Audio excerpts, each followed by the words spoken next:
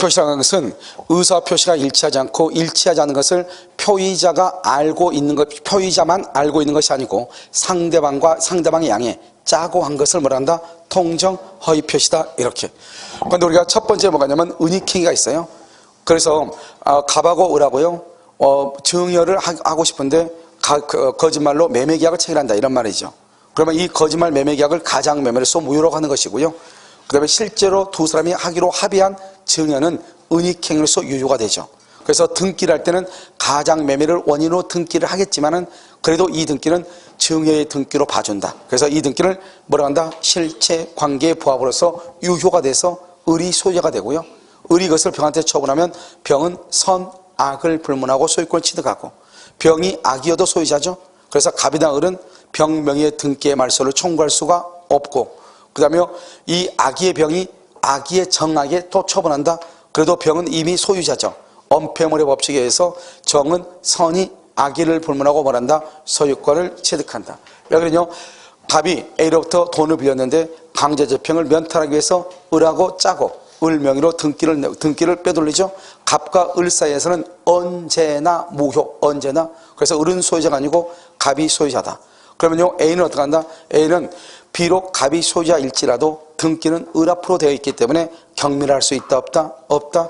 그러면 이 갑이 등기를 가져와야 되는데 가져온다 가져오지 않는다? 가져오지 않죠.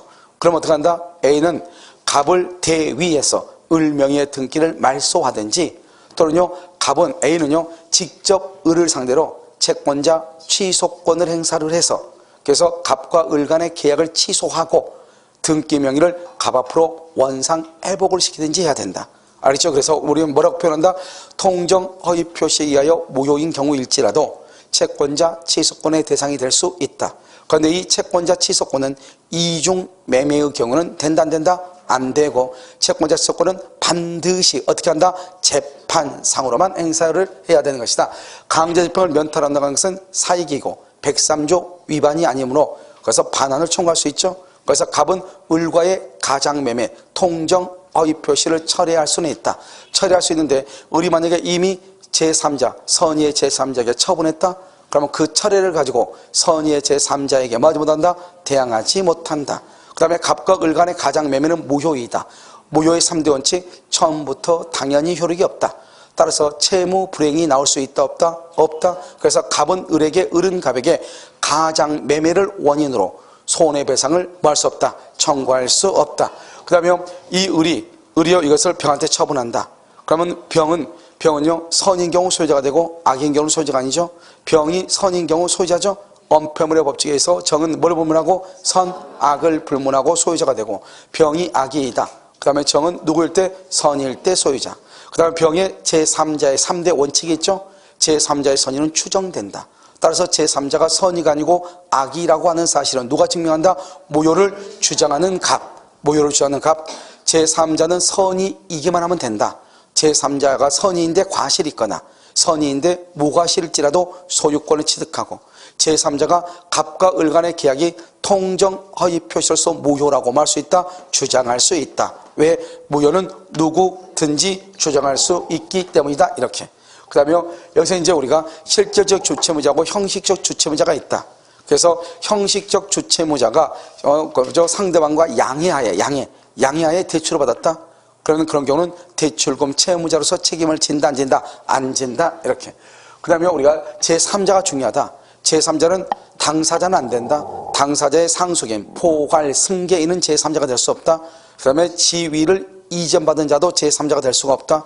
수익자도 제3자가 될 수가 없다.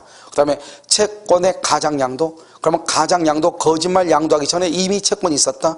이미 채권이 있었다. 기존이다. 기존은 새로운 것이 아니다. 따라서 채권의 가장양도에 있어서 채무자는 제3자가 아니고 일반 채권자라고 하는 것은 이 채권의 가장양도할 때 채권에 해당하지 않는 채권이다. 따라서 제3자가 될 수가 없다. 추심을 의뢰받은 자는 그것은 심부름꾼에 불과하니까 제3자가 될 수가 없다. 이러한 사람을 제외하고 통정의 표시 또는 가장 뭐뭐뭐를 기초로 새로운 그래서 기존에 이미 앞선 이런 말이 나오면 된다 안 된다 안 된다 새로운 이해관계다. 특히 을이 뭐가 있다. 을은 뭐다? 가장 매수인, 가장 양수인, 가장 소비대차, 가장 채권, 가장 저당권, 가장 전세권, 가장 전세권 위에 저당권, 가장 저당권에 의해서 경락을 받은 사람, 가장 채권에 의해서 보증 쓴 사람, 파상관제인, 압류나 감류한 사람, 가장 양수인 또는 가장 매수인으로부터 또 다시 매수한 사람, 가등기한 사람, 저당권을 설정받은 사람, 전세권을 설정받은 사람, 압류나 감류한 사람, 이 사람들을 뭐라 한다? 제3자라고 하는 것이다. 이렇게. 무슨 말인지 알겠죠? 잠깐 쉬도록 그렇게 하겠습니다.